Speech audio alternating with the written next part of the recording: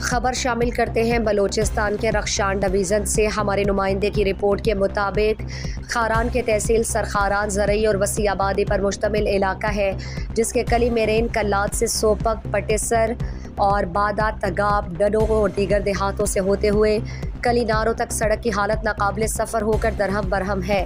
سڑک پر روزانہ بڑی تعداد میں لوگ سفر کر کے شہر آتے جاتے ہیں۔ کچی سڑک ہونے کے باعث مٹی کے دھول نے آنے جانے والوں کا برا حال کر دیا۔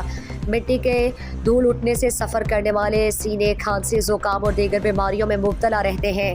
چھوٹی بڑی گاڑیوں اور موٹر سائیکل سواروں سمیت مریضوں کو شہر تک لانے میں آمد و رفت کے لیے شدید مشکلات کا سامنا ہے۔ سڑکوں کی حالت ناگفتہ ہونے کے باعث ہزاروں افراد مشکل سے دوچار ہیں اور منٹوں کا سفر گھنٹوں میں طے کرنے پر مجبور ہیں۔ خاران کے سماجی حلقوں نے صوبائی حکومت کے ذمہ داران سمیت ایم پی اے اور ایم این اے رخشان ڈویژن سے خاران کے کلی میرین کلات تک کلی ناروں کچی سڑک کو پختہ کرنے کا مطالبہ کیا ہے۔